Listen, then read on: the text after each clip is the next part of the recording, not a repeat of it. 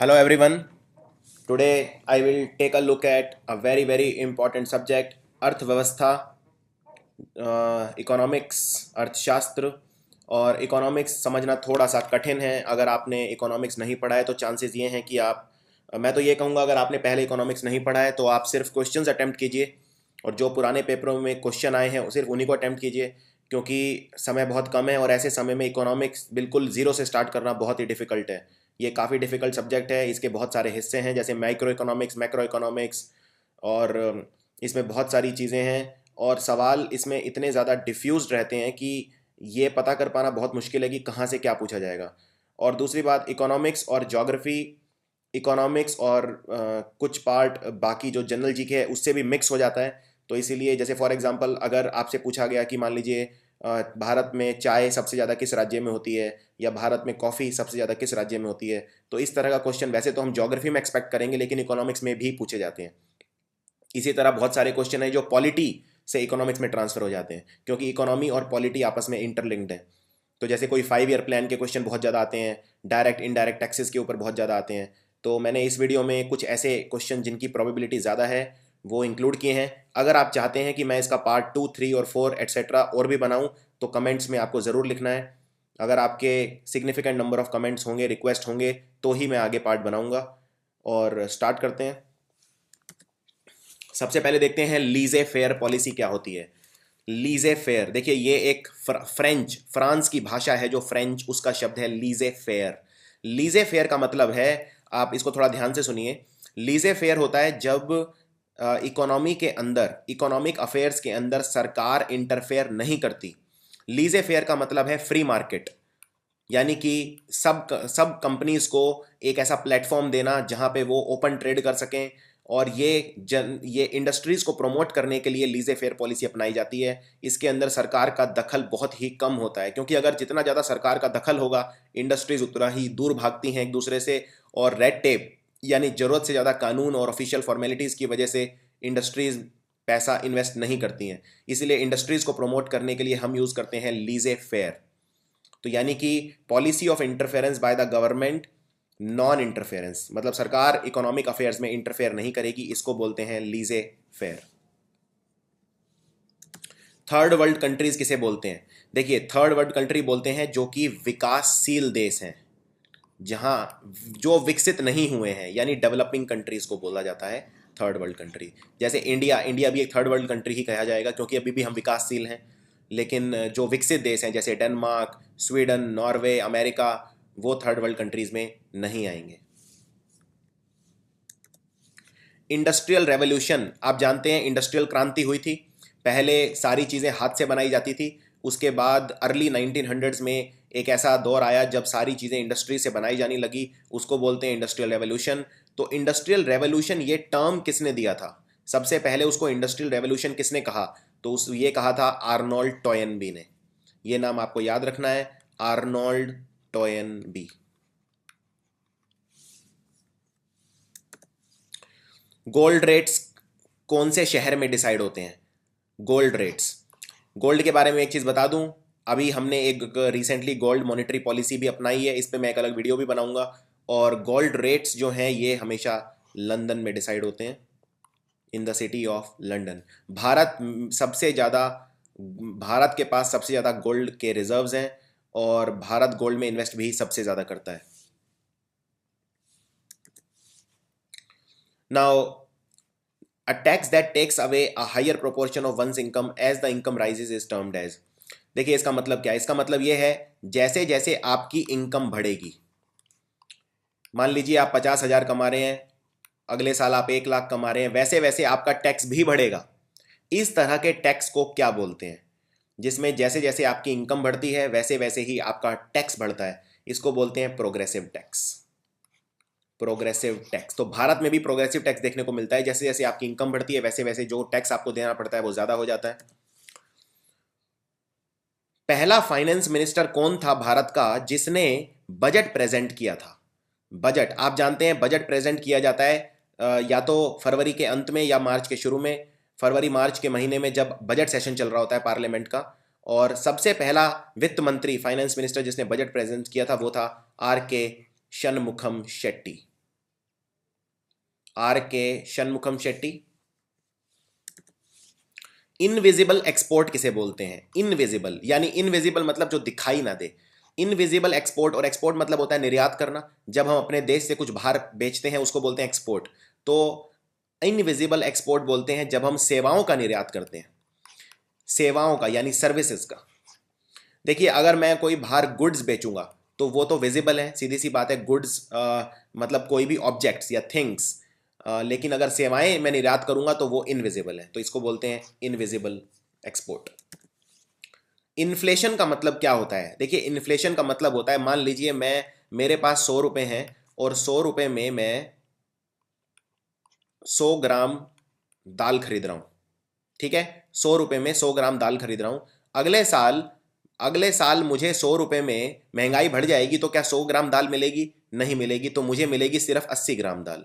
इसका मतलब मेरा प्राइस का लेवल बढ़ा है लेकिन मनी की वैल्यू कम हो गई है। तो इन्फ्लेशन मतलब होता है जब मनी की वैल्यू कम हो जाए उसे इन्फ्लेशन बोलते हैं। यानी पहले देखिए पैसे की वैल्यू कम हो गई है, पहले 100 रुपए में 100 ग्राम दाल मिलती थी और इस साल सिर्फ 100 रुपए में 80 ग्राम। तो यानी कि price level rises, money value falls, यानी आंसर है ए। वैसे इन्फ्लेशन भी कई तरह का होता है, जैसे सीपीआई इन्फ्लेशन होता है, wholesale stock index price index, WPI inflation होता है। तो इस तरह से कई तरह के इन्फ्लेशन होते हैं, स्टैगफ्लेशन। तो उस पर मैंने एक वीडियो भी बनाया हुआ है, आप उसको देख सकते हैं। किसने कहा था कि budget need not be a sector affair? यानी जो बजट है वो एक ही सेक्टर तक सीमित नहीं रहेगा या नहीं रहता। तो बजट, ये लाइन दी थी पालकी वाला ने, पालकी वाला। और इस तरह के बहुत सारे स्टेटमेंट आएंगे इकोनॉमिक्स में, क्योंकि इकोनॉमिक्स एक साइंस ड्रिवन फील्ड है एक तरह से, यानी इकोनॉमिस्ट्स की इंपॉर्टेंस बहुत ज़्यादा है। तो इसमें बहुत सारे जो फेमस इकोनॉमिस्ट हैं इंडिया के, उन्होंने कौन कौन सी बातें कहीं, और इस तरह के सवाल बहुत आएंगे, तो आपको बहुत सारे साइंटिस्ट के नाम याद करने पड़ सकते हैं। मिक्स्ड इकोनॉमी किसे बोलते हैं? देखिए जैसे भारत की इकोनॉमी है वो मिक्स्ड इकोनॉमी है। मिक्स्ड इकोनॉमी मतलब हमारे यहाँ सरकारी कंपनी भी है और प्राइवेट कंपनी भी है, यानी कि इक्वल अपॉर्चुनिटी जब है प्राइवेट सेक्टर को भी और पब्लिक सेक्टर को भी, उसे बोलते हैं मिक्स्ड इकोनॉमी। और जब प्राइवेट और पब्लिक सेक्टर को एग्जिस्ट करते हैं यानी साथ साथ चलते हैं। आप भारत देखिए, भारत में आपको इतनी सारी प्राइवेट कंपनियां मिलेंगी, जैसे रिलायंस है, जैसे इन्फोसिस है, जैसे टाटा कंसल्टेंसी सर्विस है। लेकिन बहुत सारी सरकारी कंपनियां भी हैं, जैसे एनटीपीसी है या भेल है, सेल है, एटसेट्रा। तो इसको बोलते हैं mixed economy. Fresh evaluation of every item of expenditure from the very beginning. खर्चे की हर आइटम को शुरू से इवेल्युएट करना हर फाइनेंशियल ईयर में, इसको क्या कहा जाता है? सवाल को ध्यान से सुनिए। जब हम फाइनेंशियल ईयर के अंदर हर खर्चे की आइटम को, एवरी आइटम ऑफ एक्सपेंडिचर को शुरू से इवेल्युएट करते हैं, उसका एकदम फ्रेश इवेल्युएशन करते हैं, उसे क्या बोलते हैं? तो उसे बोलते हैं zero based budgeting.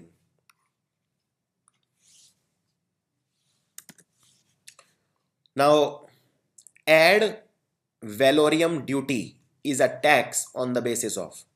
Add valorem duty एक तरह का टैक्स होता है, एक तरह का कर होता है। ये किस बेसिस पे लगाया जाता है? ये लगाया जाता है कीमत देखकर, यानी किसी चीज की कितनी कीमत है उसके हिसाब से जो टैक्स होता है उसको बोलते हैं एड वैलोरियम ड्यूटी। भारत में टैक्स किस तरह का होता है? Direct and proportional, indirect and proportional, indirect and progressive या डायरेक्ट एंड प्रोग्रेसिव? ये बहुत ही आसान सवाल है। पहले ये समझ लेते हैं डायरेक्ट टैक्स क्या होता है। डायरेक्ट टैक्स वो होता है जो आप सीधा सरकार को देते हैं, जैसे इनकम टैक्स हो गया या प्रॉपर्टी टैक्स हो गया, इस तरह के, या एस्टेट ड्यूटी, ये सब। यानी जो टैक्स सीधा आप सरकार को देते हैं वो डायरेक्ट टैक्स है। और इनडायरेक्ट टैक्स वो है जो आप सीधा सरकार को नहीं देते, पहले बीच में कोई और आ जाता है, जैसे सेल टैक्स है। आप सेल टैक्स देते हैं, जैसे मान लीजिए आप कहीं भी कुछ खरीदते हैं तो आपका मान लीजिए बिल है, बिल में नीचे लिखा होता है सेल टैक्स। पर क्या आप ये सेल टैक्स दुकानदार को दे रहे हैं या सरकार को दे रहे हैं? आप दुकानदार को दे रहे हैं और दुकानदार फिर सरकार को दे रहा है, तो उसको बोलते हैं इनडायरेक्ट टैक्स। तो ये बहुत इंपॉर्टेंट कंसेप्ट है, डायरेक्ट और इनडायरेक्ट टैक्स। तो इनडायरेक्ट टैक्स बहुत तरह के होते हैं, जैसे सर्विस टैक्स होता है, आप जानते हैं सर्विस टैक्स लगता है, पर सर्विस टैक्स अगेन आप सरकार को डायरेक्ट नहीं देते। सेल टैक्स या कस्टम्स पे जो टैक्स लगते हैं, ये सारे टैक्स होते हैं इनडायरेक्ट टैक्सेस। तो डायरेक्ट एंड इनडायरेक्ट। अभी एक टैक्स आ रहा है गुड्स एंड सर्विसेज टैक्स, जो तरह तरह के सेल टैक्स को सबको हटाकर एक कर देगा, तो वो भी एक इनडायरेक्ट टैक्स है। तो भारत में जो इनकम टैक्स है वो कैसा है? तो सीधी सी बात है वो डायरेक्ट है, और उसका नेचर क्या है? वो प्रोग्रेसिव है। जैसा मैं बता चुका हूं, जैसे जैसे आपकी आमदनी बढ़ेगी वैसे वैसे टैक्स बढ़ेगा, यानी डायरेक्ट एंड प्रोग्रेसिव। अब ये बड़ा आसान सवाल लगना चाहिए आपको, इतना मैंने एक्सप्लेन कर दिया है। Which of the following is not a direct tax, इनमें से डायरेक्ट टैक्स कौन सा नहीं है? तो आंसर हो गया sale tax. Sale tax indirect tax है। बाकी income tax, wealth tax, estate duty, ये सब आप डायरेक्ट सरकार को देते हैं और ये सारे हैं डायरेक्ट टैक्सेस। वॉलंटरी अनएम्प्लॉयमेंट किसे बोलते हैं? देखिए, वॉलंटरी मतलब होता है अपनी इच्छा से, यानी स्वेच्छा, अपनी खुद की मर्जी से, और अनएम्प्लॉयमेंट होता है बेरोजगारी। तो अपनी इच्छा से बेरोजगारी किसे कहते हैं? तो इसे बोलते हैं labour preferring leisure to work, यानी जब कोई मजदूर आराम करना प्रेफर करे काम करने की बजाय, तो इसको बोलते हैं वॉलंटरी अनएम्प्लॉयमेंट।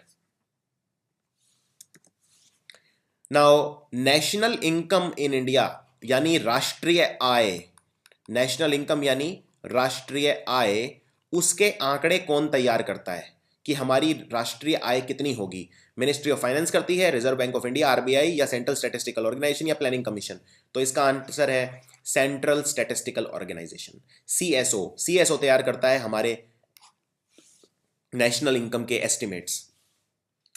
और नेशनल इनकम जो होती है किसी भी देश की, उसको बोला क्या जाता है? क्या उसे जीडीपी बोला जाता है, या एनएनपी यानी नेट नेशनल प्रोडक्ट, या नेट डोमेस्टिक प्रोडक्ट, या ग्रॉस नेशनल प्रोडक्ट? तो नेशनल इनकम जो किसी भी देश की होती है उसे बोला जाता है net national product, NNP. World Bank classifies countries according to development based on, देखिए वर्ल्ड बैंक जो है वो कंट्रीज को कैसे क्लासिफाई करता है, किस चीज पर? क्या उनकी एग्रीकल्चर की इनकम है उससे, या नेशनल इनकम, या पर कैपिटा इनकम, या पॉपुलेशन?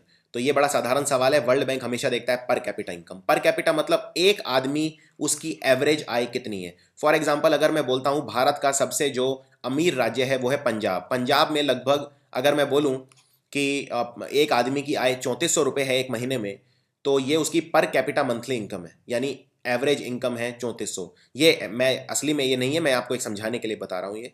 तो पर कैपिटा इनकम मतलब पर पर्सन की जो एवरेज इनकम है over a period of time, that is called per capita. So world Bank classifies based on per capita.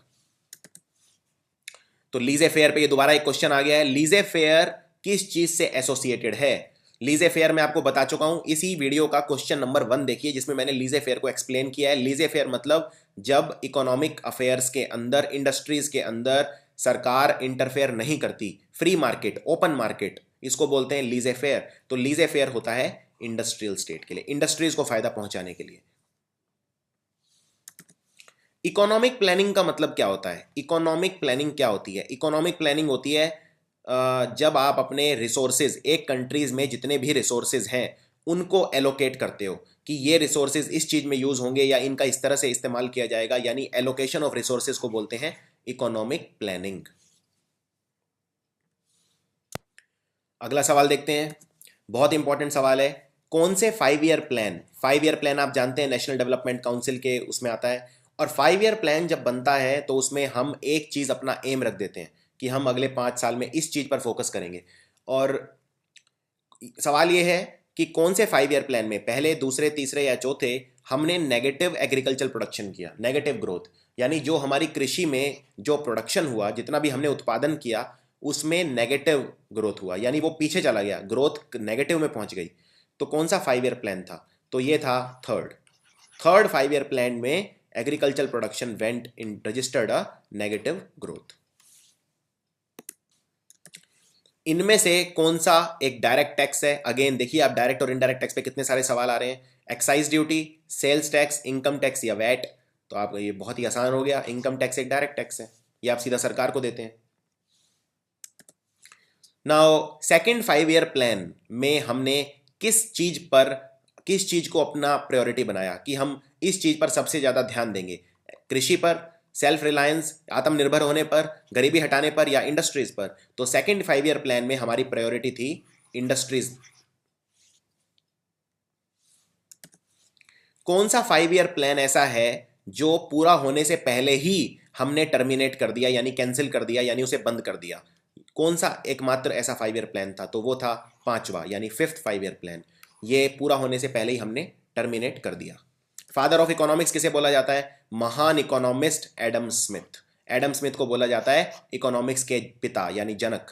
और एडम स्मिथ ने एक बहुत फेमस किताब भी लिखी है जिसको बोलते हैं वेल्थ ऑफ नेशंस। आप कभी भी ये किताब ज़रूर पढ़ना, आपको मौका मिले, आपका जो देखने का नज़रिया है इकोनॉमिक्स को वो पूरा बदल जाएगा। वेल्थ ऑफ नेशंस, ये किताब भी बहुत ज़्यादा एमसीक्यू में पूछी जाती है कि ये किताब किसने लिखी है, वेल्थ ऑफ नेशंस, तो याद रखना एडम स्मिथ।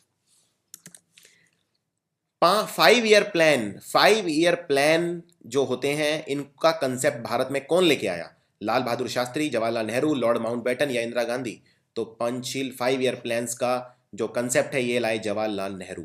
जवाहरलाल नेहरू, मैं ऐसा नहीं कह सकता कि मैं व्यक्तिगत रूप से इनका बहुत बड़ा एडमायरर हूं, लेकिन इनकी जो इकोनॉमी में जो सोच थी वो बहुत ही पारंगत थे। अगर अर्थशास्त्र आप पढ़ें, अर्थव्यवस्था पढ़ें, तो इनकी जो इकोनॉमिक प्लानिंग थी वो बहुत ही सुपर्ब थी। भारत ने कौन से मिक्स्ड इकोनॉमी भारत ने कब उसके लिए ऑप्ट किया, यानी भारत ने कब अपनाया मिक्स्ड इकोनॉमी को? पहले 5 ईयर प्लान में, दूसरे 5 ईयर प्लान में, इंडस्ट्रियल पॉलिसी ऑफ 1948 में, या कॉन्स्टिट्यूशन को ड्राफ्ट करते हुए? तो भारत ने बनाया सेकंड 5 ईयर प्लान में। सेकंड ईयर प्लान में भारत ने मिक्स्ड इकोनॉमी को अपना लिया। मिक्स्ड इकोनॉमी मतलब हमारे यहाँ पब्लिक सेक्टर और प्राइवेट सेक्टर दोनों एक साथ होंगे। प्लैंड इकोनॉमी फॉर इंडिया एक बहुत ही फेमस किताब है जिसका नाम है प्लैंड इकोनॉमी फॉर इंडिया। ये किताब किसने लिखी? तो ये किताब लिखी एम विश्वेश्वरैया ने। So that's it. ये था पार्ट 1 इकोनॉमिक्स के क्वेश्चंस जो एग्जाम में काफ़ी पूछे जा सकते हैं। अगर आप चाहते हैं मैं और वीडियो बनाऊं तो कमेंट्स में आपको लिखना है। वीडियो को सब्सक्राइब जरूर करना है आपको, और सब्सक्राइब करने के लिए वीडियो के नीचे आपको लेफ्ट साइड में ये सब्सक्राइब का बटन दिखेगा, इस पर आपको क्लिक करना है, और इससे आप कोई भी वीडियो मिस नहीं करेंगे। इस वीडियो को जितना हो सके अपने फ्रेंड्स के साथ शेयर कीजिए जिससे वो भी लाभ उठा सकें, और I hope you found this useful. Thank you very much.